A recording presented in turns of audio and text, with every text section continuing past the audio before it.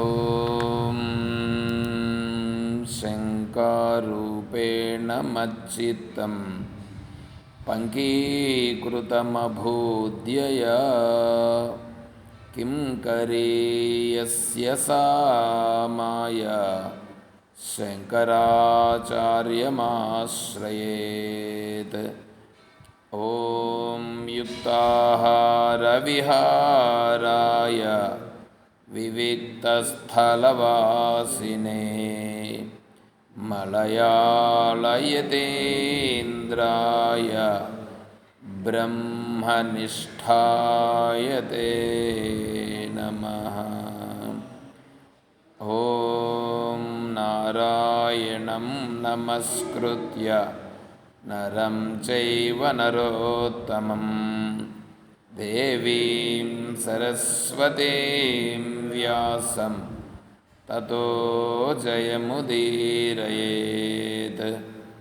ఓం సహనావవతు సహనౌ భునక్తు సహ వీర్యం కరవావహై తేజస్వినావధీతమస్తు మా విద్విషావహై. ఓం శాంతి శాంతి శాంతి. హరి ఓం తత్సత్. ఓం శ్రీ గురుభ్యో నమః.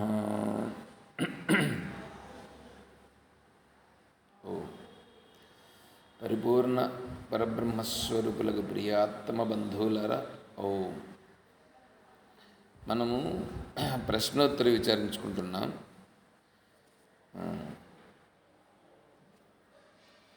సంసారహృత్కః శృతిజాత్మబోధః కో మోక్షహేతుః కథితః స ఏవ ద్వారం కిమేకం నరకస్య నారీ కా స్వర్గదా ప్రాణధృతాం అహింసా.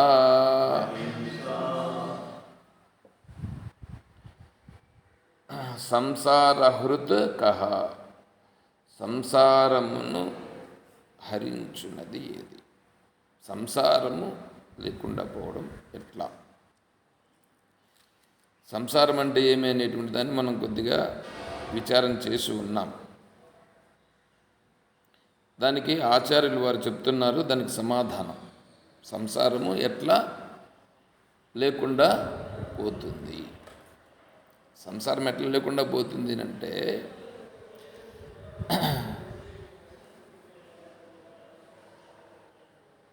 మామూలుగా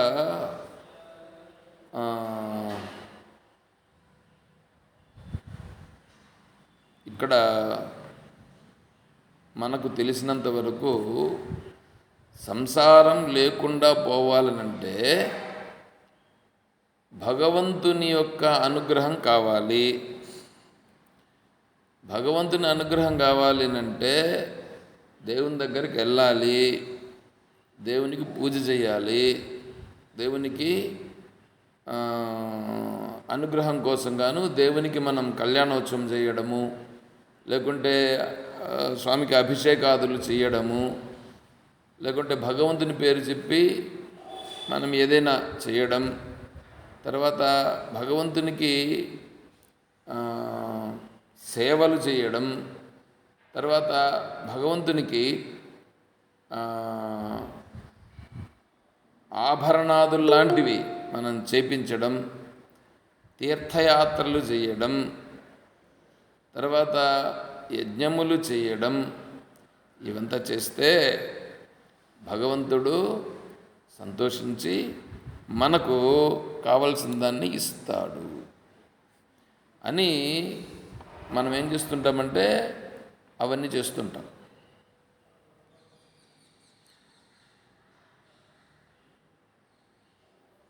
ఇప్పుడు తిరుమలలో స్వామికి భక్తులుగా ఉండేటువంటి వాళ్ళు హుండీలో డబ్బులు వేస్తుంటారు. తర్వాత స్వామికి ఏంటంటే ఆభరణాలన్నీ తయారు చేస్తుంటారు. మళ్ళా ఈ పవన విద్యుత్తుని నిలువుదోపిడి ఇస్తుంటారు.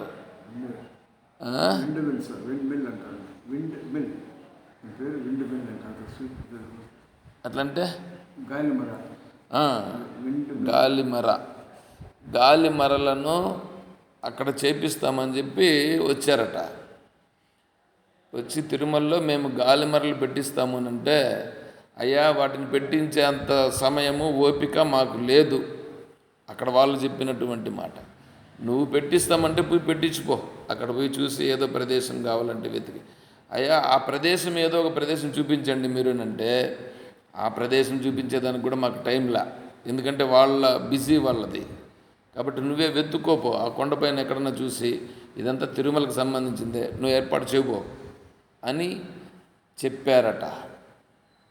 ఆయన పోయి పాపం మళ్ళీ వెతికి ఆ కొండపైకి పోయి ఆ కొండపైన గాలి మరలను ఏర్పాటు చేయడానికి ఆ ప్రదేశాన్నంతా కూడా చదును చేసి తర్వాత మళ్ళీ గాలి మరలను ఏర్పాటు చేశాడట.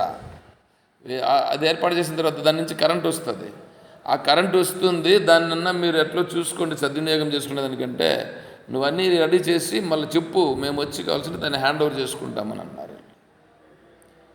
ఎట్లుంటుందంటే వాళ్లకు దేవుని పైన చేసేటువంటి దానికి వాళ్ళకి అలా ఉంటుంది. ఇప్పుడు ఈయనకు ఇది ఇస్తే కానీ ఈయనకు తృప్తి లేదు అనేటువంటిది ఇదొకటి.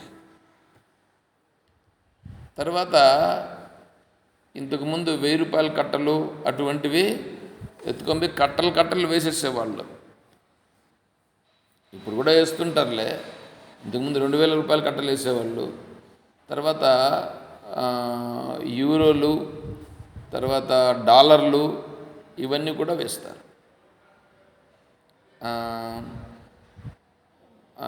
తిరుమలలో ఈ హుండీ లెక్కింపు కోసం గాను సేవకు వెళుతారు. అట్లా నేను కూడా వెళ్ళి ఉంటుంది. అప్పుడు చూసిన యూరోలు వస్తాయి, డాలర్లు వస్తాయి, ఈ కట్టలు వస్తాయి. కట్టలే వాటిని ఇట్లాగే వేసేసి ఉంటారు. ఆ కట్టలను తీసి వీళ్ళు మళ్ళీ దాన్ని తీసి ఇస్తారు అన్నమాట. ఇట్లా దేవునికి ఇప్పుడు ఏం చేస్తున్నారు, అన్నీ సమర్పిస్తున్నారు. వజ్రములతో పొదిగిన ఖడ్గాన్ని కూడా ఇచ్చారు కదా.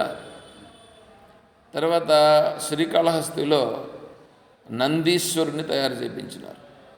నందీశ్వరుడు ఎంతున్నాడంటే ఒక 6 అడుగులకు పైన ఎత్తు, అంటే 6 అడుగుల ఎత్తు కంటే పైన ఉన్నాడు, అంత ఎత్తు ఉన్నాడు.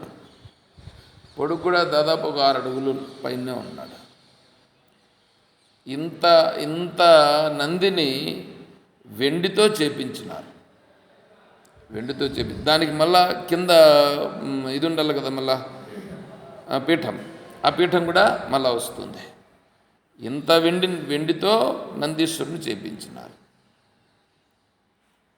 ఇవన్నీ ఎందుకు చేపించినట్లు, ఎందుకు చేపించారు చెప్పండి? కోరికలు ఉంటాయి కదా, ఇప్పుడు ఇక్కడ ఒక ఆఫీస్ ఉందని అనుకోండి, ఈ కమిషనర్ ఆఫీస్ ఉంటుంది. ఈ కమిషనర్ ఆఫీస్లో కమిషనర్ ఉంటాడు. తర్వాత డిస్ట్రిక్ట్ లెవెల్లో లేకపోతే ఆర్డీఓ వాళ్ళు ఉంటారు. ఇక్కడ ఏదో స్పెషల్ ఐఏఎస్ ఆఫీసర్ కూడా ఒక ఆయన స్పెషల్గా ఉన్నట్లుగా ఉన్నాడు ఇక్కడ. స్పెషల్ ఐఏఎస్ ఆఫీసరు ఉన్నాడు కదా, ఇక్కడ కూడా ఉన్నాడు. మన ఈ మధ్యలో వెళ్ళినప్పుడు చూసిన స్పెషల్గా ఐఏఎస్ ఆఫీసర్ ఇక్కడ సపరేట్గా కుప్పంకి ఉన్నాడు. ఆడ తుడా ఉన్నట్లు ఇక్కడ కూడా కడ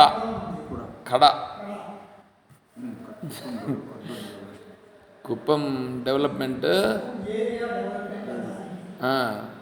కుప్పం ఏరియా డెవలప్మెంట్ అథారిటీ అని ఒకటి పెట్టి దానికి ఒక ఐఏఎస్ ఆఫీసర్ని పెట్టి ఉన్నారు.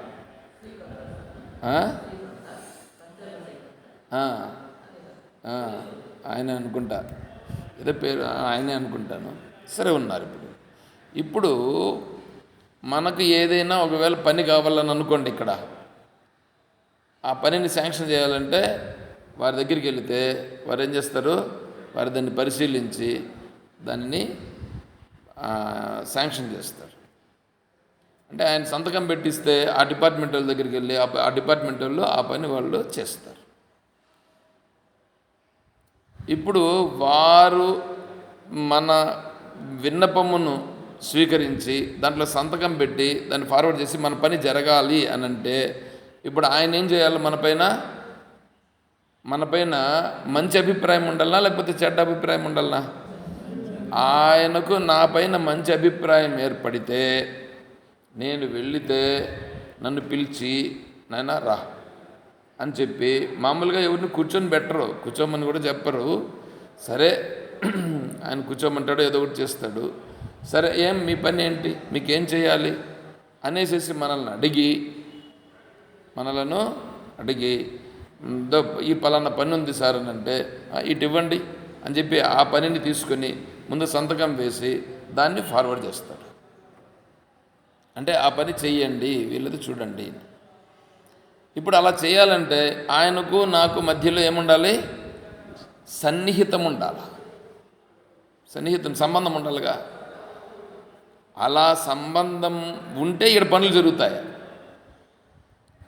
నేను ఒకసారి ఇక్కడ కుప్పంలో పనిచేసినప్పుడు ఈ ఎంఆర్ఓ ఆఫీస్ ఇదంతా ఇప్పుడు మాడిఫై చేశారులేండి, అప్పుడు వేరుగా ఉన్నింది.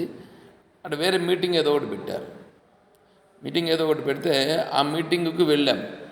వెళితే కుర్చీలు వేసేవాళ్ళు లేరు, వేసేవాళ్ళు కూడా లేరు. సరే అని వేరే ఒకరు మా స్టాఫ్ వచ్చిన తర్వాత వాళ్ళ బంధువులు ఉన్నారంట అక్కడ. వాళ్ళ బంధువులకి చెప్పి మాకు ఈ విధంగా మీటింగ్ ఉండేది, కుర్చీలు ఏర్పాటు చేయండి అంటే వెంటనే వాళ్ళు ఏం చేశారంటే ఆయన వేరే వాళ్ళకి చెప్పి ఒక ఇద్దరిని పిలిపించి కుర్చీలన్నీ ఏర్పాటు చేశారు. చూడండి సార్, ఇట్లా మా బంధువులు ఉన్నారు, అందుకోసం ఏర్పాటు చేసినాను అన్నారు. బాగానే ఉంది, అంటే ఇక్కడ పని చేయాలంటే బంధువులు ఉండాలన్నమాట అని అన్నా నేను. అంటే ఇక్కడ పని చేయాలంటే బంధువులు ఉంటే పని చేయొచ్చు అని అంటే మీతో మాట్లాడితే అన్నీ ఇట్లా ఉంటాయని అనింది. అంటే బంధువులు ఉంటే పనులు జరుగుతాయి, లేకపోతే జరగవు అనేటువంటి స్థితిని నేను అక్కడ వ్యక్తపరిచా. ఇప్పుడు ఈ పనులు జరగాలంటే, లోకల్లో జరగాలంటే ఇవి అవసరం కదా ఇక్కడ. ఆ విధముగా భగవంతుణ్ణి మచ్చిక చేసుకునేది ఎట్లా? ఈ హుండీలో డబ్బులేసి ఆయనకు చెప్పిన పద్ధతి ప్రకారంగా ఏదో ఒకటి చేసి ఆయనకు వజ్రాల యొక్క ఆభరణాన్ని ఇస్తే ఆయన ఏమవుతాడు, ఆ వజ్రాల ఆభరణాన్ని పెట్టుకొని నాకు ఇటువంటి ఆ వజ్రాల ఆభరణాన్ని సమర్పించినాడు వీడు, కాబట్టి వీడికి ఏం కావాలంటే వాడికి నేను ఇవ్వాలా అనేటట్లుగా ఏమన్నా జరుగుతుందా? చూడండి ఎట్లా ఉందో. మరి ఇవన్నీ ఎందుకు చేస్తున్నట్లు?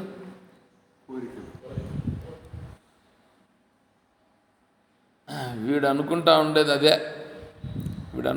ఏమంటే, దేవుణ్ణి నేను ఇవన్నీ ఇచ్చి దేవుణ్ణి కూడా నేను నాకు సరిపోయేటట్లుగా చేసుకుంటాను అని అనుకుంటున్నాడు.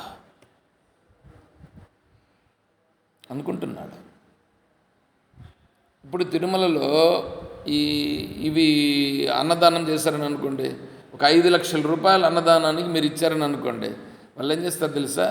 మీకు ఆ 5 లక్షల రూపాయల అన్నదానం కోసం తీసుకొని మీకు ఒక పత్రిక ఒకటి ఇస్తారు. దాంట్లో ఏముంటుందంటే సంవత్సరంలో మీరు మీ సంబంధించిన మీ కుటుంబ సభ్యులు మీరందరూ కూడా పలానా ఏ రోజైనా సరే, ఒక రోజు 2 రోజుల్లో మీరు తిరుమలకి రావచ్చు.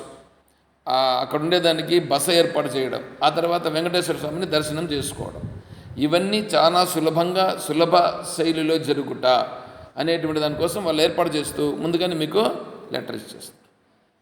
మీ సంవత్సరంలో ఎప్పుడైనా సరే ఒకసారి వెళ్ళవచ్చు. అంటే ఇప్పుడు ఏమైంది, సంవత్సరంలో ఒకసారి వెళ్ళినప్పుడు నువ్వు ఇంకా వెయిట్ చేసే పని ఉండదు, ఆ టికెట్స్ కోసం చూసుకునే పని ఉండదు. మీరు ఫోన్ చేసి మేము ఈ విధంగా పలానా వాళ్ళండి, మేము పలానా రోజు వస్తున్నామండి, మాకు ఈ విధంగా ఏర్పాట్లు కావాలంటే సరే రండి సార్ మీరు రండి అని. అంటే ఇప్పుడు ఏమైంది, దేవుని దగ్గర కూడా కొనేసినాం 5 లక్షలతో కొన్నాక, సరే 5 లక్షలతో కొనలేదు, 10 లక్షలు పెడతాం. 10 లక్షలు కూడా కొనలేదు అనుకో, 1 కోటి రూపాయలు ఇస్తాం. లేదా మా దగ్గర డబ్బులు ఉంది, 1 కోటి రూపాయలు ఇస్తామండి. 1 కోటి రూపాయలు వాళ్ళకి లెక్కలేదు, కొంతమందికి ఇస్తారు. ఎందుకు ఇస్తారు, వాళ్ళ దగ్గర ఉంది కాబట్టి. ఎందుకు చెప్తున్నామంటే ఇదంతా భగవంతుణ్ణి కూడా ఇలా చేస్తే ఇలా సరిపోతుంది అని భావిస్తూ ఉన్నారు. నెక్స్ట్ ఏమంటే భగవంతుణ్ణి, ఇక్కడ టాపిక్ ఉంది కాబట్టి చెప్పాలి నేను. ఇప్పుడు భగవంతుణ్ణి విగ్రహం ఉందండి, మీరు ఒకసారి చూడండి, ఆ మెల్లో పచ్చలహారం, ఈ చెవికి కుండలాలు, ఈ చెవికి ఒక రకం, ముందు 2 ఒకే రకం కుండలాలు ఉంటాయి. ఇప్పుడేమైందంటే ఈ చెవికి ఒక కుండలం వేరే, ఈ చెవికి ఒక కుండలం వేరే, మళ్ళీ ఇంకొక హారం ఒకటి. ఇప్పుడు గరుడోత్సవం అప్పుడు సహస్రమాల ఒకటి వేస్తారు. వెంకటేశ్వర స్వామి లక్ష్మీ అమ్మవారిని చేసినటువంటి దీంతో పచ్చలహారంలాగా దాన్ని 1008 అమ్మవారి యొక్క స్వరూపాలను చేసి ఒక హారంలాగా చేశారు. అది వెంకటేశ్వర స్వామికి గరుడోత్సవం అప్పుడు మాత్రం అలంకారం చేస్తారు బయట. మిగతా రోజుల్లో శుక్రవారం రోజు అభిషేకం జరిగినప్పుడు ఆ రోజు అలంకారం చేస్తారు. ఇప్పుడు నేను ఒకటి అడుగుతాను, చెప్పండి. ఇప్పుడు వెంకటేశ్వర స్వామిని చూచుటయా మన లక్ష్యము, ఈ హారమును చూచుటయా?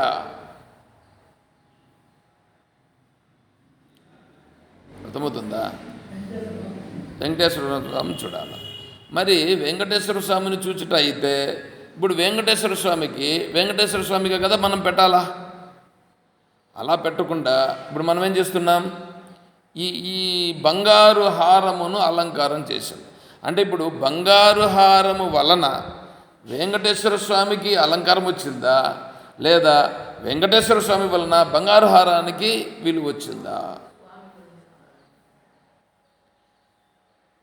ఇప్పుడు వీడి ఉద్దేశం ఏమిటి? వీడి ఉద్దేశము వజ్రాల హారమును సమర్పించినాము అంటే ఆయనకు వజ్రాల కిరీటం పెడతారు. తర్వాత చేతికి ఉన్నటువంటి కంకణాలు కానీ, హస్తాభరణము కానీ, లేకపోతే హస్తముద్రికలు, చెయ్యి ఇట్లా పెట్టుకొని ఉండేటువంటిది, మళ్ళీ చెయ్యి ఇట్లా కిందికి పెట్టుకొని ఉండేటువంటిది, ఇవన్నీ కూడా వజ్రాలతో ఉండేటువంటి వాటిని అలంకారం చేస్తారు.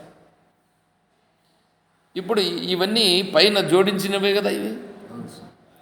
ఇప్పుడు మనము స్వామిని చూడడానికి వెళ్ళినామా, ఇవి చూడడానికి వెళ్ళినామా? ఇప్పుడు ఏవి కనిపిస్తున్నాయి? మనసులో స్వామిని చూడాలని పోయేది, వాటిపైన మన దృష్టి దీనిపైన దీన్నంతా చూస్తాం. తర్వాత ఇప్పుడు అలంకారం చేయాలని అనుకుంటున్నాం, స్వామిని అలంకారం చేయాలని అనుకుంటున్నాం. ఏమంటే స్వామికి అలంకారం చేసేదానికి ఇవంతా చేస్తే అప్పుడు స్వామికి ఇవి వేస్తే ఆయనకు వాల్యూ వచ్చిందన్నమాట, అంటే అట్రాక్షన్ వచ్చింది, అంతే కదా. ఇప్పుడు పచ్చలహారం పెట్టాము, కుండలాలు పెట్టాము, అందువల్ల ఇప్పుడు ఏమైంది, ఆయన మరింత మెరుస్తున్నాడు, మరింత మెరుస్తున్నాడు. మనం చూసేదానికోసమని ఇలా చేసుకుంటున్నాం. ఇది సత్యమా? ఇది నీ మనస్సు యొక్క భ్రమ. ఎందుకంటే భగవంతుని గురించి నీకు తెలియదు. భగవంతుణ్ణి ఇలా అలంకారం చేస్తే, ఇప్పుడు బంగారం పెట్టినామండి, ఇప్పుడు భగవంతుడు గొప్పనా బంగారం గొప్పనా? మరి భగవంతుడు గొప్ప అయితే నీకు బంగారాన్ని ఎందుకు పెట్టాలా?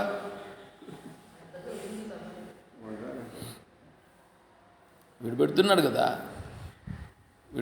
కదా, వీడు తెచ్చిపెట్టాడంటే అర్థం ఏంటి?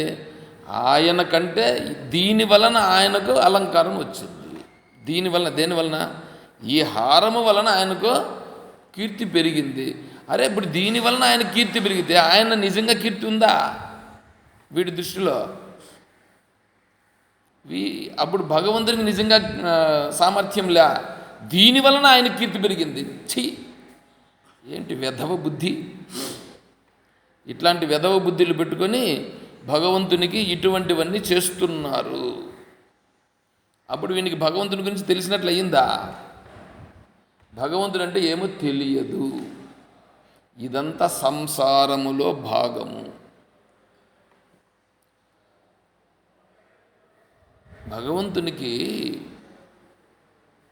భగవంతునికి ప్రీత్యర్థం ఏమండి?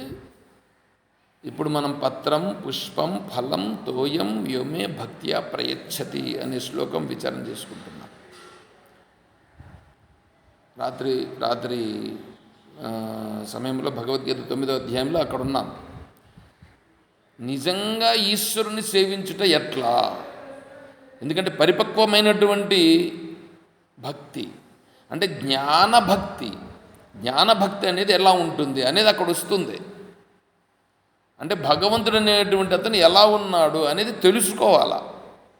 భగవంతుడిని తెలుసుకుంటే అప్పుడు ఏమవుతుందంటే, ఓహో భగవంతుడంటే ఇలానా అని తెలుస్తుంది. ఎప్పుడైతే మనము ఈ బంగారము వలన భగవంతునికి ఆయన యొక్క వైభవం ఇనుమడింపబడింది అని నువ్వు అనుకున్నావో, ఇప్పుడు భగవంతుని కంటే బంగారం పైన నీ యొక్క భావన ఉంది కాబట్టి భగవంతుని గురించి నీకు తెలియదు, వేరే వాళ్ళకి తెలుస్తుండొచ్చు. కాబట్టి అయితే అలంకారం చేయొద్దంటారా? నేను చెప్పలే ఆ మాట. చేసుకుంటే చేసుకోండి, చేసుకోకపోతే పోండి, మాకొద్దు. భగవంతుడు అంటే ఏమిటి అనే విషయం చెప్పుట అనేది మాత్రమే ఇక్కడ మనం చేస్తున్నటువంటి అంశం. మీరు అలంకారం చేస్తారా, అలంకారం చేయరా? అది కాదు టాపిక్ ఇక్కడ. లేదు స్వామి, ఊరికే భగవంతుణ్ణి చూడడానికి అలంకారం బాగుంటుందని మేము చేసుకున్నాం. అదే నేను చెప్తా ఉండేది. అంటే నువ్వు నీ యొక్క మనస్సు చేత ఒక రూపమునకు ఆకర్షితమవుచున్నావు. ఒక రూపాన్ని కూడా దాన్ని కూడా ఇలా ఉంటే బాగుంటుందని నువ్వు ఆకర్షమవుతున్నావు. భగవంతుని నిజమైన తత్వమును తెలుసుకున్నట కొరకు నీవు ఇష్టపడుట లేదు. అర్థమవుతుందా? తర్వాత భగవంతునికి సేవ చేయాలని అనుకోండి. ఇప్పుడు స్వామీజీ తమిళనాడులో ఆహ్వానించారట. ఆహ్వానిస్తే వెళ్ళారు. స్వామీజీ వెళ్ళారు ప్రోగ్రామ్ కంటే వాళ్ళు క్లాస్ గురించి అడిగారు, వెళ్ళారు. వెళ్ళినప్పుడు స్వామీజీని వచ్చారు, మన ఆశ్రమం అనుకుంటే వచ్చారు. వస్తే స్వామీజీని అక్కడ నిలబెట్టి వీళ్ళు ఏం చేశారంటే, వీళ్ళు ఇక్కడ కొంత దూరంగా నిలబడి ఒక హారమును తీసుకున్నారు. స్వామీజీకి హారం వేసేదానికి తీసుకున్నారు. బాగానే ఉంది. స్వామీజీ నిలబడితే హారం తీసుకొని వచ్చి వేయాలి కదా వాళ్ళు ఇట్లా హారం తీసుకొని ఇట్లా చూసారా, ఇట్లా ఉన్నది. తమిళనాడులో ఒక పద్ధతి ఉంది. ఇట్లా ఆడుతూ వస్తారు వీళ్ళు. తర్వాత ఎందుకు కళ్యాణోత్సవం చేసి ఈ పక్క నుంచి అమ్మవారి తరఫున, ఆ పక్క నుంచి అయ్యవారి తరఫున వీళ్ళిద్దరూ పురోహితులు ఏం చేస్తారంటే ఆడతా ఇట్లా వస్తారు, పూలమాలంతా ఎత్తుకొని. ఇవంతా ఇదొక ఇది. తర్వాత ఆ సుబ్రహ్మణ్యేశ్వర స్వామి ఉన్నాయి, దాన్ని ఏం చేస్తారంటే సుబ్రహ్మణ్యేశ్వర స్వామి ఊగుతాడనమాట అక్కడి నుంచి ఇంత దూరం ఊగితే దానికి ఆయన వేసేటువంటి హారాలు కూడా ఎట్లా వేస్తారంటే అది వేరే విధంగా అదొక స్టైల్గా వేస్తారు. ఆయన ఇట్లా ఊగినప్పుడు ఆ హారం వచ్చి ఆయనకు పడాలి. తర్వాత పల్లకిలో ఊరేగిస్తారని అనుకోండి, పల్లకిలో ఊరేగించేటప్పుడు ఇట్లా ఎత్తుకొని ఊగుతారు, ఇట్లా వీళ్ళే ఊగుతారు. చూసినారా లేదా మీరు? ఏ ఊర్లలో ఇప్పుడు దేవుడు ఊగడం ఏంది, విగ్రహాన్ని ఊగడం ఏంది? వీళ్ళకు ఉండేటువంటి కైపు కాకపోతే మళ్ళీ దేవుని కోసం ఏం చేస్తుందంటే ఇటు నుంచి ఈ పక్కకు సోలం గుచ్చుకుండేది ఒకటి, నాలుగుకి ఇటు నుంచి ఇట్లా గుచ్చేసేది. ఈడ పోయేటప్పుడు కూడా ఈడెందో గుడివంక దగ్గరనే అక్కడ దీనికి వీపుకి కొక్కీలు వేసుకొని ఏందో పైకి పోతా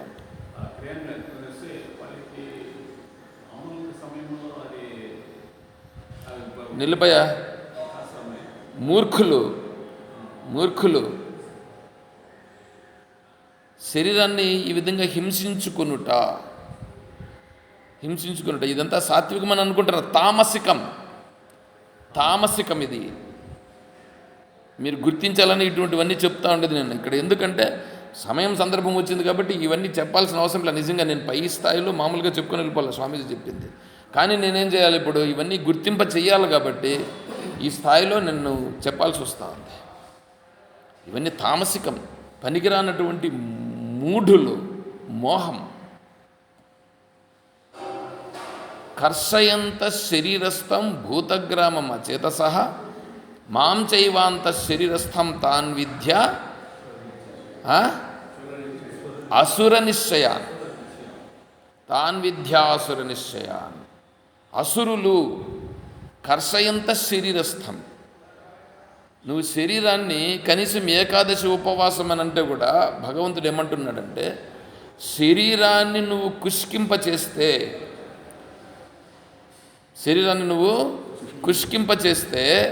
శరీరములో ఉండే మనస్సు కుష్కింపబడుతుంది. అలా కుష్కింపబడి లోపలున్న నన్ను కూడా వాడు ఏం చేస్తున్నాడంటే వాడు హింసిస్తున్నాడయ్యా. వీడంతా అసురుడు, ఇట్లంతా చేసేది. ఒంటి కాళ్ళ మీద నిలబడుకొని తపస్సు చేసేది, ఒళ్ళు పైన గుడ్డలన్నీ ఇప్పేసి విభూతి పూసుకుండేదే. ఇదేం నాగరికమైనటువంటి సమాజం అనుకుంటున్నారా, లేకపోతే ఇంక వేరేమన్నా అనుకుంటున్నారా? ఇవంతా తామసికమైనటువంటి విధానాలు. అగ్నిలో దిగి లేచేది ఎవరు లేమన్నాడు, ఎక్కడ లేమన్నాడు? అగ్నిలో దిగి లేమని ఎక్కడుంది? పసుపంతా పూసుకుండేది. నాకు ఒకసారి ఒక అతను వచ్చాడు ఇట్లాగా మా ఊర్లో వచ్చి, మేము అంటే శివరాత్రికి అగ్నిలో చీరను వేసేసి కాలకుండా మళ్ళా నేను తీస్తాను అందని అన్నాడు. సంతోషం, తీయండి, మంచిదే. వాటినంతా నేనేం పెద్దగా ఎక్కడ అబ్జెక్షన్ చేయలేదు. సరే, ఎందుకు చెప్పుకుంటారు చెప్పుకోండి. భగవద్గీత గురించి వచ్చిన సందర్భంలో భగవద్గీత బుక్ ఎత్తుకొని ఏదో మేము చెప్తామనేటట్లుగా ఆయన తీసుకొని ఏం చేశాడంటే భగవద్గీత తీసి ఏదో చదివి దీంట్లో రాసినటువంటి ఆయన తెలియదు, ఆయన సక్రమంగా రాయలేదని అన్నాడు. అది రాసిండేది విద్యానందగిరి స్వామి వారు. నాకు ఎక్కడున్నిందో ఏమో కానీ నోరు ముయ్యి. మా విద్యానందగిరి స్వామి వారిని తప్పులు బట్టే అంతటి వాడవా నువ్వు? నిలుపు, నీకేం తెలుసు? ఎక్కడ తప్పు ఉందని అనుకుంటున్నావు? నీకేం తెలుసు కాబట్టి నువ్వు మాట్లాడుతున్నావు అన్న. నేనెవరో తెలుసని, నువ్వెవడైతే నాకేంటయా? మా స్వామి రాసినదాన్ని నువ్వు తప్పులు పట్టేదానికి నీకు ఏమి అధికారం ఉంది? ఏ విధంగా తప్పులు పెట్టినావు చెప్పు. నేను అగ్గిలో కూర్చొని ఏమో చేస్తానన్నాడు. నువ్వేమన్నా చేసుకోవా? ఎంగిలు ఉంచి చంపేస్తానన్నాడు. నేను పేపర్ ఎత్తుకుంటున్నా, నా చావుకు ఎవ్వరు కానీ కారణం కాదు, నీ ముందర రాసిస్తున్నాను, రాసి నేను సంతకం పెడుతున్నా, నీకు ఇష్టం వచ్చింది నువ్వు చేసుకో.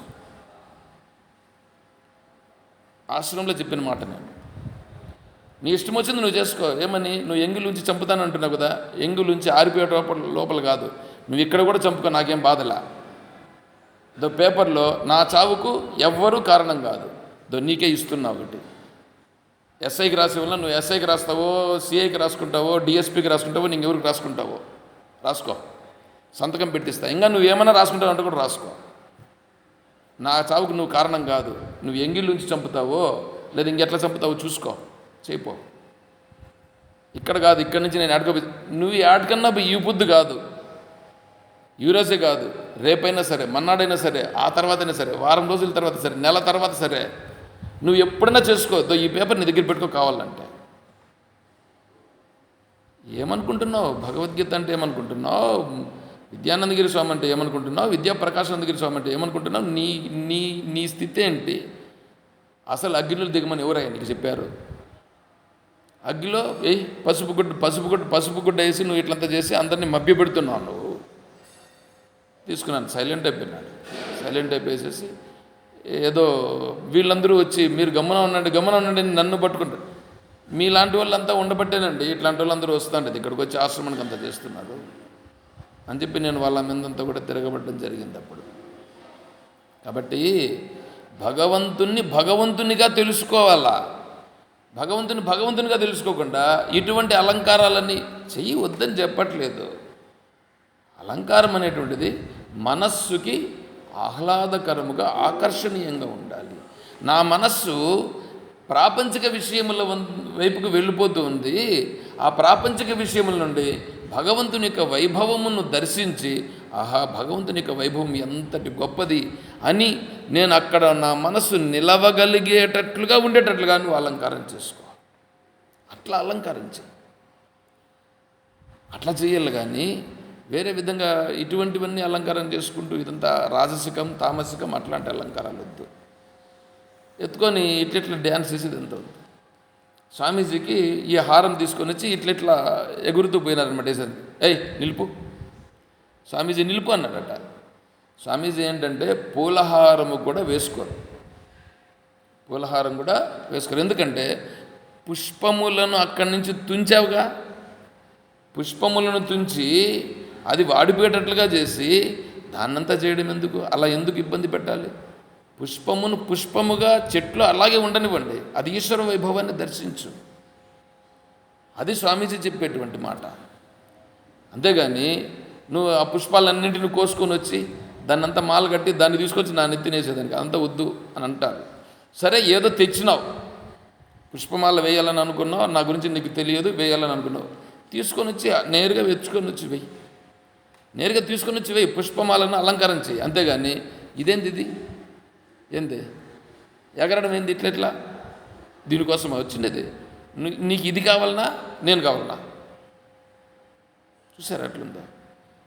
ఇది కావాలన్నా నేను కావాలి, తీసుకొని రా, తీసుకొని వచ్చి పుష్పమాల అలంకారం చెయ్యి. ఇప్పుడు క్లాస్ లేకపోదా? క్లాస్ అంటే ఏమే? భగవద్గీత గురించి క్లాస్ చెప్తాను. ఇప్పుడు ఇది విను, ఈ తత్వం తెలుసుకో. అంతేగాని అవంతా ఏంటివి, అవంతా ఇట్లాంటి పనులంతా వద్దు. ఎందుకంటే తామసికమైన రాజసికమైనటువంటివి వద్దు. ఇప్పుడు చూడండి ఎందుకు చెప్తున్నానంటే దేనికి ఇవంతా వస్తాండేది? తత్వం తెలుసుకోవాలా. తత్వం తెలుసుకుంటే ఇవన్నీ కూడా ఏంటివి? ఇవన్నీ నిన్ను ఉద్ధరించవు. ఇవన్నీ రాజసిక తామసికములు. తత్వం దగ్గరికి వెళ్ళాలని అనుకునుట సాత్వికము. ఇప్పుడు తత్వం దగ్గరికి రా. ఇప్పుడు తత్వం దగ్గరికి వచ్చిన తర్వాత కొంతమంది యోగం చేస్తారు. మోక్షం పొందాలనంటే ఏ విధంగా మోక్షం పొందుట? మోక్షమును పొందుట ఏ విధముగా అంటే, ఇప్పుడు వీడేం చేస్తాడంటే, నేను ధ్యానం చేస్తూ ఉంటే నేను మోక్షమును పొందుతాను, ధ్యానం చేస్తే మోక్షం పొందుతాను, లేదా యోగం చేస్తే మోక్షం పొందుతాను, లేదా ఈ శవాల మీద కూర్చుని అక్కడ ధ్యానం చేస్తే నేను మోక్షం పొందుతాను, శరీరం పైన భావన లేకుండా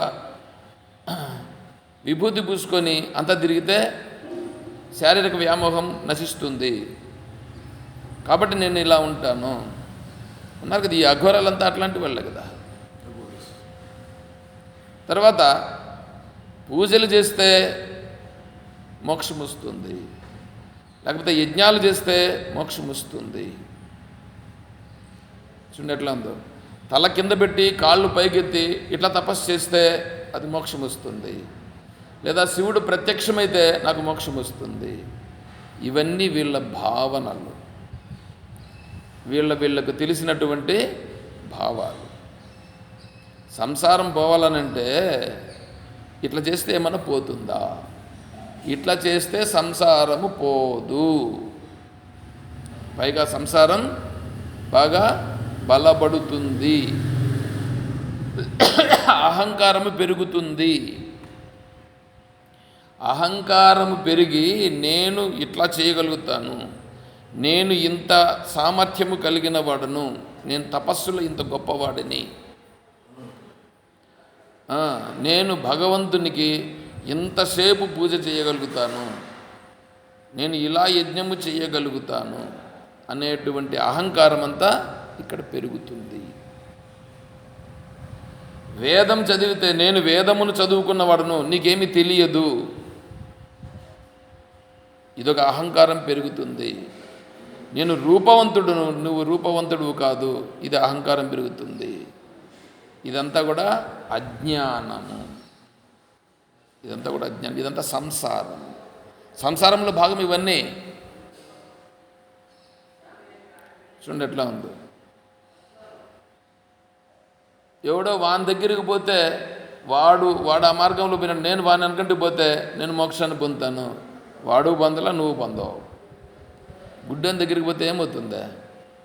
గుడ్డనికి కనిపిస్తుందా? గుడ్ల గోపులన్నీ ఒకసారి మీటింగ్ పెట్టుకున్నాయట. మీటింగ్లో పెట్టుకొని డిసైడ్మెంట్ ఏమని, సూర్యుడు ఉన్నాడా లేదా అనేది గుడ్లగోపుల యొక్క చర్చనీయాంశం. ఏమండి, గుడ్లగోపులకి సూర్యుడు ఏ రోజైనా కనిపిస్తాడా? తెలుసా మీకు? గుడ్లగోపులు ఎప్పుడు తిరుగుతాయి? నైట్లో తిరుగుతాయి. అప్పుడే అవి కళ్ళు తెరుస్తాయి, పగల్లో కళ్ళు మూసుకొని నిద్రపోతాయి. ఇప్పుడు సూర్యుని ఏ రోజన్నా ఒక రోజన్నా చూసుంటాయి అవే. కాబట్టి అవి చేసే నిర్ణయం ఏమిటే? సూర్యుడు లేడు, సూర్యుడు లేడు అని చెప్పి తీర్మానం చేసి సంతకం పెట్టి ముద్రలు వేసినాయి. మేము ముద్రలు వేసుకుంటాం, ముద్రలు వేసుకుంటే మోక్షాన్ని పొందుతాం. ముద్రలు వేసుకుంటే మోక్షాన్ని పొందేట్లుగా ఉంటే ఇంకేమి? ముద్రలు వేసుకుంటే మోక్షాన్ని పొందితే ఇంకేం చెప్పండి? మనసులో మార్పు రావాలి. కానీ మనసులో మార్పు రాకుండా ముద్రలు వేసుకుంటే ఇదేమన్నా ఈ ఆఫీసులో పోయి ఆఫీసర్లను ఏమన్నా మేనేజ్ చేయడమా? కాదు. కాబట్టి కర్మచేత మోక్షమును పొందుతాను అనుకునే వాళ్ళు కొంతమంది. కర్మచేత అంటే యజ్ఞములు కానీ లేకుంటే దేవ పూజ అర్చన ఈ విధానాలతో మోక్షాన్ని పొందుతాము అనుకునే వాళ్ళు కొంతమంది. శౌచం చేత మోక్షాన్ని పొందుతాము అనుకునే వాళ్ళు కొంతమంది. తర్వాత యోగము చేత మోక్షం పొందుతాము అనుకునే వాళ్ళు కొంతమంది. తర్వాత ధ్యానము చేత మోక్షమును పొందుతాము అనుకునే వాళ్ళు కొంతమంది. ఇంకొంతమంది దాన ధర్మాది క్రియలు చేసేదాని వలన మోక్షం పొందుతాము అనుకునే వాళ్ళు కొంతమంది. కొంతమంది తీర్థయాత్రలు చేసేదాని వలన భగవంతుని చూసుకొని వస్తే మోక్షం పొందుతాము అనుకునే వాళ్ళు కొంతమంది.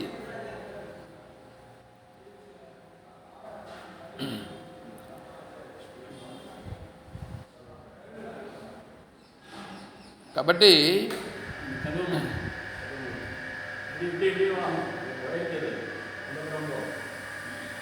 ఇటు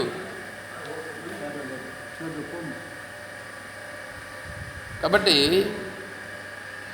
మోక్షము పొందుట, సంసారము తొలగుట. ఏమండి? సంసారము తొలగుట, ఇదే కదా ఇప్పుడు మన టాపిక్. ఏమిటి? సంసారము నుండి బయటపడిపోవాలి, సంసారము హరించబడాలా, సంసారం లేకుండా పోవాలా. ఇప్పుడు ఇక్కడ టాపిక్ ఏమంటే సంసారం లేకుండా పోవాలా, సంసారము లేకుండా పోవాలి. రెండవ ప్రశ్న ఏంటంటే మోక్షము ఎట్లా కలుగుతుంది, మోక్షము ఎలా కలుగుతుంది, అది రెండవ ప్రశ్న. మొదటి ప్రశ్న సంసారము ఎలా లేకుండా పోతుంది. ఇప్పుడు ఈ రెండు ప్రశ్నలు ఒకసారి ఆలోచన చేస్తే వీడి దృష్టిలో ఏమంటే సంసారం అనేటువంటిది ఉంటుంది, ఈ సంసారం నుంచి భగవంతుడు అనేటువంటి వాడు కరుణిస్తే, భగవంతుడు అనుగ్రహిస్తే వీడిని సంసారంలో నుంచి బయటేస్తాడు, అది మోక్షము పొందుట అని అనుకుంటున్నాడు వీడు. ఈ ప్రశ్నలో చూడండి అట్లా వచ్చే అవకాశం ఉంది. ఈ ప్రశ్నలో అది వస్తుంది. సంసారములో నుండి నేను బయటపడుట ఎట్లు, సంసారము హరించబడుట ఎట్లు అనేది ప్రశ్న, మొదటి ప్రశ్న. రెండవ ప్రశ్న, మోక్షము ఏ విధంగా కలుగుతుంది, మోక్షం ఎట్లా కలుగుతుంది చూడండి. అంటే మీ సంసారం ఒకటి ఉంది, మోక్షము కలుగేది ఒకటి ఉంది, రెండు ఉన్నాయి కదా ఇప్పుడు ఇక్కడ. అంటే సంసారము ఒకటి, మోక్షము ఒకటి, రెండు ఉన్నాయి కదా ఇక్కడ. సంసారంలో ఉండుట, మోక్షమును పొందుట. ఈ సంసారములో నుండి మోక్షమును పొందుటానంటే వీళ్ళ ఉద్దేశం ఏంటంటే, మధ్యలో ఒక ఆయన పెద్ద ఆయన ఉన్నాడు, ఆ పెద్ద ఆయన ఏం చేస్తాడంటే, ఇప్పుడు ఈ క్రిస్టియన్స్, ముస్లిమ్స్, అదేవిధంగా హిందువులు, వీళ్ళందరి దృష్టిలో కూడా స్వర్గము ఉంది, నరకము ఉంది. ఉందా? స్వర్గ నరకాలు ఉన్నాయి. ఇప్పుడు ఆ క్రిస్టియన్లు, ముస్లిమ్స్ వాళ్ళ యొక్క పద్ధతి ఏమిటంటే, ఈ శరీరాన్ని విడిచిపెట్టిన తర్వాత దీన్ని తీసుకెళ్ళి గోరీల్లో వేసేస్తారు. వాళ్ళు ముస్లింలు గోరీలు, క్రిస్టియన్లు వాళ్ళు కూడా దానికి సంబంధించి దాంట్లో వేస్తారు. హిందువులు వీళ్ళు ఇష్టం వచ్చిన జాగాలు వీళ్ళు వేసుకుంటూ ఉంటారు. ఇప్పుడు వాళ్ళు ఏంటంటే అక్కడే ఉంటాడట వాడు, ఎవడు ఆ జీవుడు, యాడ వేసినామో ఆ గోరీలోనే ఉంటాడు. ఎంతవరకు అంటే భగవంతుడు తీర్పు దినం వచ్చేటంత వరకు అక్కడే ఉంటాడు. తీర్పు దినం ఎప్పుడు వచ్చేది? ఎప్పుడో ప్రళయం అయిపోతుంది. ప్రళయం అయిపోయినప్పుడు ఆ తీర్పు దినం వస్తుంది. అంతవరకు వాడు ఎక్కడ ఉంటాడో వాడు అక్కడే ఉంటాడు. అక్కడ ఉండిన తర్వాత ఆ దేవుడు వచ్చి అప్పుడు వీళ్ళందరినీ పైకి పిలిచి, అప్పుడు వీళ్ళు పుణ్యం చేస్తే గన పుణ్యం చేసిన వాళ్ళను ఒకవైపు, పాపం చేసిన వాళ్ళను ఇంకొక వైపు పెట్టి, అప్పుడు వాళ్ళు ఏం చేస్తారంటే, పుణ్యం చేశాడు అనుకోండి, వాడుండే ప్రదేశంలోనే స్వర్గమును చేస్తాడట. అక్కడ పాపం చేసి ఉంటే వాడుండే ప్రదేశంలోనే నరకమును చేస్తాడు. ఇది వాళ్ళు చెప్పిన విధానంలో చెప్పడం. నేను మళ్ళీ ముస్లింలకు సంబంధించి ఒకసారి ఖురాన్కి సంబంధించి చదివే వాళ్ళని అడిగాను, పునర్జన్మ గురించి ఏం చెప్పినారు అని చెప్పి అడిగా ఒకసారి. ఒకతను అన్నాడు, పునర్జన్మ గురించి కూడా ఖురాన్లో ఏదో చెప్పినారు అని అన్నాడు, కానీ కరెక్ట్గా అతనికి కూడా తెలియదు. ఎందుకంటే కరెక్ట్గా నాకు సమాధానం చెప్పలేదు, కానీ చెప్పినాడని మాత్రం చెప్పినారు. నేను చదవలేదు, నాకు తెలియదు. వాళ్ళు పునర్జన్మను అంగీకరించరు. సరే, ఇంకా వీళ్ళు హిందువులు వాళ్ళ దగ్గరికి వచ్చినామనుకోండి, క్రిస్టియన్లు వాళ్ళు కూడా ఇంతే. శరీరం విడిచిపెట్టిన తర్వాత పూడ్చిపెడితే ఇంకా అంతే, వాళ్ళు కూడా ఇంకా అక్కడే ఉంటారు. దాంట్లో ఇంకా ఏంటంటే, వీడు ఎన్ని పాపాలన్నా చేసి ఉండనే కాక, ఎందుకంటే పాపములను హరించేవాడు కదా ఎవరు? జీసస్ను ఆశ్రయిస్తే పాపాలు చేసి ఉంటే ఆయన స్వర్గలోకమునకు పంపబడతాడు. ఒకవేళ జీసస్ని ఆరాధించలా, వీడు పుణ్య కార్యక్రమాలు అన్నీ చేశాడు, ఇప్పుడు శరీరాన్ని విడిచిపెట్టాడు, అప్పుడు వీడి పరిస్థితి ఏమిటి అని వాళ్ళని అడిగితే, వీడు ఇప్పుడు నరకమునకు పోవును. ఎందుకు? జీసస్ని ఆశ్రయించలేదు. అది వాళ్ళ పద్ధతి. ఇటువంటివన్నీ ఉంటాయి. అంటే మోక్షమును పొందుట అనేటప్పటికీ వీళ్ళంతా అట్లా ఉంటాయి. పోనీ హిందువుల దగ్గరికి వచ్చినామనుకోండి, వీళ్ళు ఏమన్నా పెద్ద గొప్ప వాళ్ళ? స్వర్గము, నరకం, ఇంకా ఎక్కువ మాట్లాడితే వైకుంఠం, కైలాసం, ఇంతే. ఇవి పెట్టుకోమన్నారు.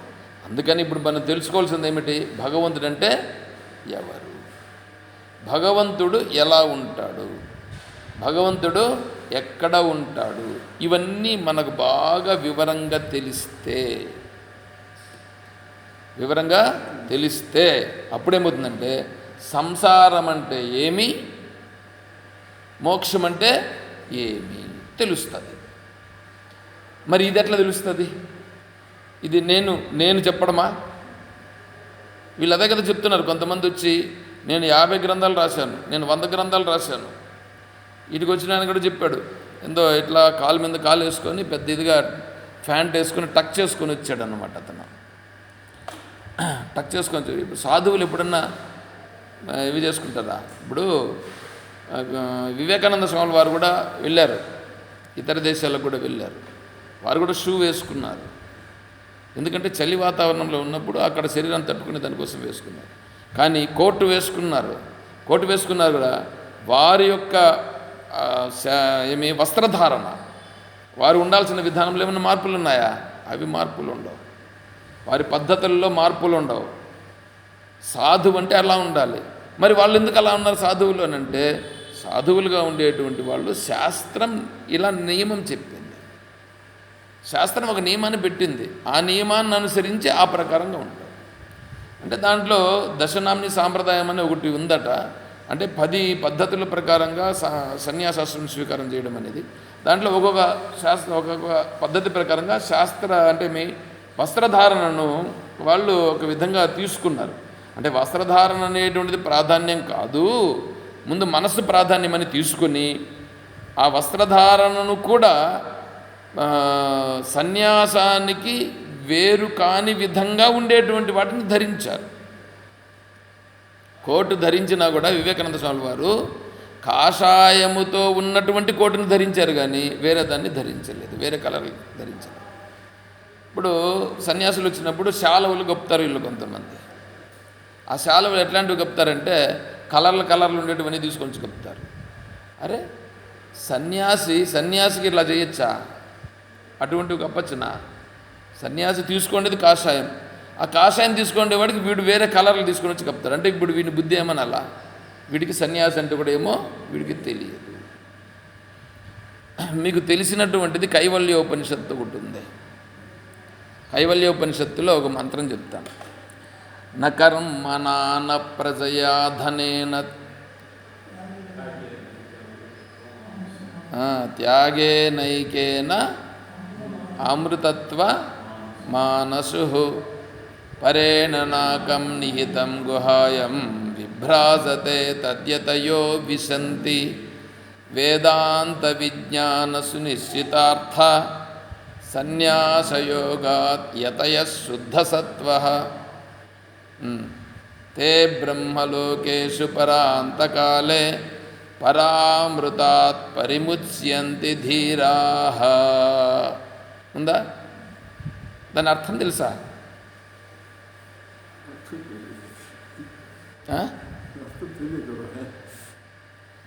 న కర్మణ న ప్రజయా ధనేన. అయా మోక్షం పొందాలనంటే నా కర్మణ, నువ్వు కర్మ చేస్తే కర్మల చేత మోక్షము రాదు. నా ప్రజయా, నా వెనకాల చూడు ఎంతమంది ఉండారో, నా సంతానం చూడు, నా బలగం చూడు, ఇదంతా నువ్వు చెప్పుకున్నావు అనుకో, దీనివల్ల ఏమన్నా నీకు మోక్షం వస్తుందా? రాదు. ధనేన, నా ఐశ్వర్యం చూడు ఎంత ఉండదో, నా కీర్తి ఎంత ఉండదు, ఇవంతా చెప్తే వీటి వల్ల ఏమన్నా నీకు మోక్షం వస్తుందా? రాదు. మరి ఇంక దేనివలన? త్యాగేనా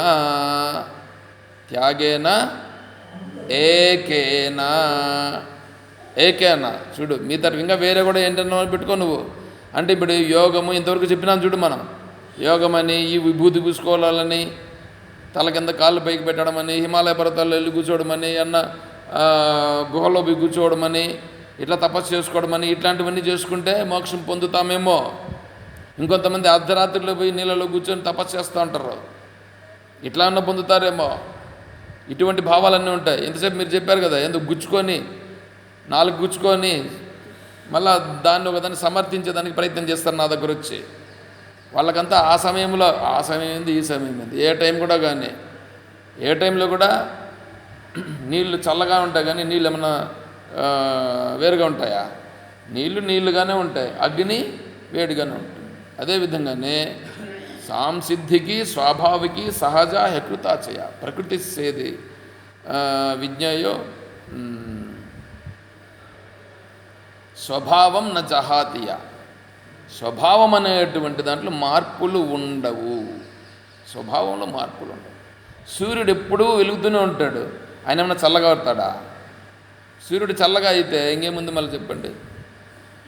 నీళ్ళు చల్లగానే ఉంటాయి, నీరు పళ్ళ మెరుగును అని మనకు అందరికీ కూడా ఉంది. ఇటువంటివన్నీ ఎట్లా ఉంటాయి? పక్షులు ఆకాశంలో ఎగురుతాయి, పక్షులు ఆకాశంలో ఎగురుతాయి, ఇవంతా సహజం. అదేవిధంగానే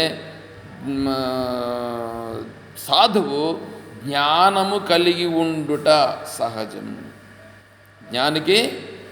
జ్ఞానికి త్యాగం సహజం. మోక్షం అనంటే సన్యాసం. సన్యాసం అంటే త్యాగం. మోక్ష సన్యాస యోగములో అర్జునుడు అడుగుతున్నాడు, సన్యాసస్య మహాబాహో తత్వమిచ్ఛామి వేదితుం త్యాగస్య చ హృషీకేశ పృథక్కేశి నిషూదన. శ్రీ భగవానువాచ కామ్యానాం కర్మణాన్యాసం సన్యాసం కవయో విదుః సర్వకర్మఫలత్యాగం రాహుస్త్యాగం విచక్షణాః. చూడండి ఎట్లా ఉంది. కాబట్టి సన్యాసము త్యాగము అవి రెండు అక్కడ వస్తాయి. ఇప్పుడు సంసారం ఎక్కడుంది, మోక్షం ఎక్కడుంది? సంసారం ఉంటే మోక్షము లేదా, మోక్షం ఉంటే సంసారము లేదా? లేదా సంసారము మోక్షము రెండు ఉన్నాయా, లేదా సంసారము మోక్షము రెండు లేవా? ఇది టాపిక్ ఇక్కడ. అర్థమైందా? ఇప్పుడు టాపిక్ ఏమిటి? సంసారము మోక్షము రెండున్నాయా లేదా రెండు లేవా? సంసారము మోక్షము రెండు ఉన్నాయా, రెండు లేవా? అర్థమవుతుందా? లేదా సంసారం ఉండి సంసారంలో నుంచి వీడు బయటపడతాడా, లేదా వీడు మోక్షస్వరూపం లేకన్నా ఉండి మోక్షాన్ని పొందుతాడా? మోక్షస్వరూపం లేకన్నా ఉండి మోక్షస్వరూపాన్ని పొందితే ఎవడిస్తాడు, ఎట్లొస్తుంది? సంసారం ఉండిపోతే అది ఎట్లా పోతుంది? పాయింట్లు అర్థమవుతున్నాయి ఏమైనా మీకు? నాకు తెలిసి ఏంటంటే ఇవి మీకు ఇప్పుడు అర్థం కావు. దీనిని మీరు మళ్ళా కూర్చొని మీరు ఆలోచన చేయాల్సి వస్తుంది. సంసారము మోక్షము, సంసారము ఉండి పోతుందా లేకుండా పోతుందా? మోక్షము లేకుండా ఉండి పొందుతున్నామా, లేకపోతే ఉండి పొందుతున్నామా? రెండు పాయింట్లు చూడండి, అర్థం చేసుకోండి. రెండు ఏంటి ఇప్పుడు? రెండు చెప్పగలరా ఇప్పుడు? నేను ఇప్పుడు చెప్పింది చూడండి, మీరు చెప్పండి. సంసారము నోటితో చెప్పండి, ఉండి పోతుందా లేక సంసారము లేకనే పోతుందా, లేక సంసారము లేనే లేదా? మూడు విషయాలు చెప్పాను నేను, సరేనా? మీరు నోట్ చేసుకొని దీన్ని చూసుకోవచ్చు. తర్వాత మోక్షము చెప్పండి, ఉండి పొందుటయా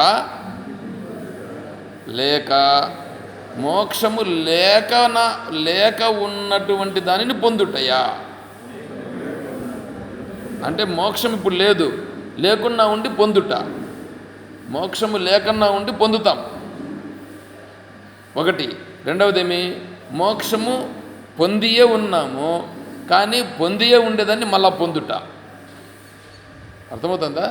పొందే ఉండి దాన్ని పొందుటయా లేక నా దగ్గర లేకన్నా ఉండేదాన్ని పొందుటయా? సరే, సంసారం ఉందా లేదా? సంసారం ఉంటే ఉండిపోయిందా లేకనే పోయిందా? అర్థమవుతుందా? ఇక్కడ ప్రశ్న అడిగిండేది శిష్యుడు గురువుని ఈ ప్రశ్నలు అడిగాడు.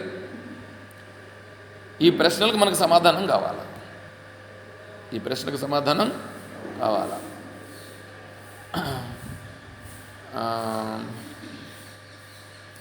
నాసతో విద్యతే భావో నాభావో విద్యతే సతః ఉభయోరపి దృష్టోంతః స్త్వనయో తత్వదర్శిభిః. ఉండుట ఉండుట అనుదానికి లేకపోవుట లేదు, లేకపోవుట అనుదానికి ఉండుట అనున్నది లేదు.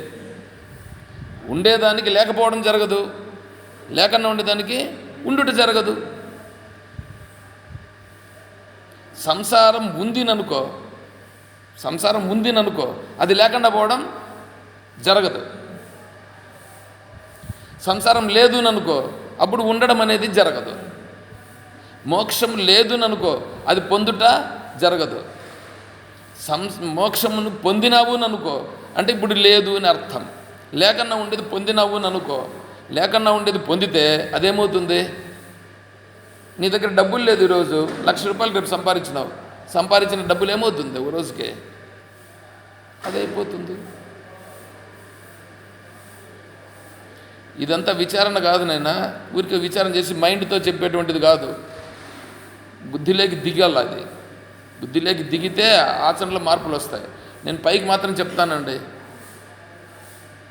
ఏం ప్రయోజనం? పైకి చెప్పడం కాదు కావాల్సింది, ఆచరణలో రావాలి.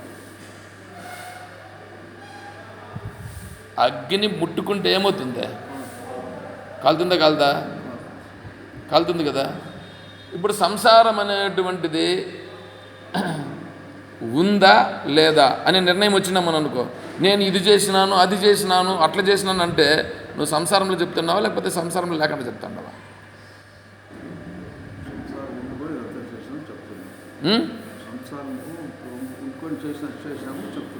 అదే కదా. నేను ఈ పని చేసినాను, ఆ పని చేసినాను, ఇంత గొప్పగా చేసినాను, ఇదంతా ఎక్కడ చేసావు? ఎక్కడ చేసావు?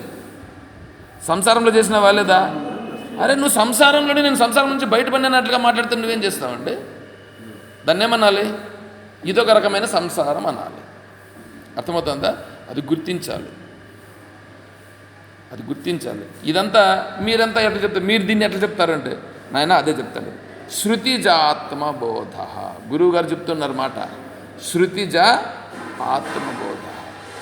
ఈ మార్గాలన్నీ ఉన్నాయే, వాటన్నింటి ద్వారా నీకు మోక్షం కలగదయా? నీకు ఇవన్నీ తెలుసుకోవాలంటే శాస్త్రం, వేదం, శృతి అంటే వేదం, వేదములో చెప్పిన జ్ఞానము ప్రకారము తెలుసుకుంటేనే నీకు ఇది పోవడము, అది రావడం జరుగుతుంది. అది అట్లా అనేదాన్ని రేపు కొద్దిగా వివరంగా కొంచెం స్లోగా దీన్ని విచారణ చేసుకొని ముందుకు తీసుకెళ్లే ప్రయత్నం చేద్దాం. ఎందుకంటే మీరు ఈ 2 పాయింట్లు మీరు బాగా ఆలోచన చేయాల్సి వస్తుంది. సంసారము, మోక్షం. సంసారము, మోక్షం 2 ఉన్నాయా లేవా? లేదా ఉంటే ఒకటే ఉందా? ఒకటే ఉంటే 2గా ఎందుకు కనిపిస్తున్నాయి? లేదా 2గా ఉంటే సంసారం పోవడం ఎట్లా? సంసారం పోవడం ఎట్లా? ఏ విధంగా పోతుంది? ఒకవేళ పోయింది అనుకో, ఉండిపోతా ఉందా లేకపోతా ఉందా? మోక్షం లేకనే పొందుతున్నావా, ఉండి పొందుతున్నావా? ఉంటే పొందేదేంది, లేకన్నా ఉంటే అది ఎట్లా కలుగుతుంది? బుద్ధి అందుకే అంతఃకరణ శుద్ధి అని అన్నాం. అంతఃకరణ శుద్ధి కలిగి దానికి యోగ్యత కలిగితే వీటి గురించి పడుతుంది, లేకపోతే పట్టదు. సరే, దీని గురించి విచారణ చేద్దాం.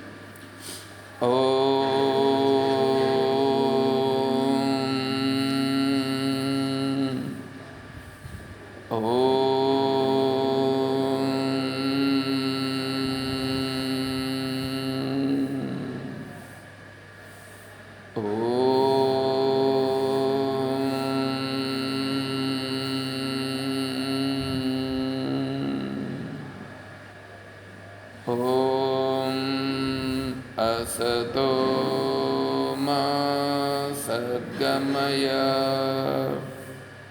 ॐ तमसो मा ज्योतिर्गमय, ॐ मृत्योर्मा अमृतं गमय, ॐ शान्तिः शान्तिः शान्तिः।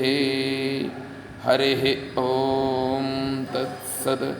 ఓం సర్వం శ్రీ సద్గురుచరణారవిందార్పణమస్తు.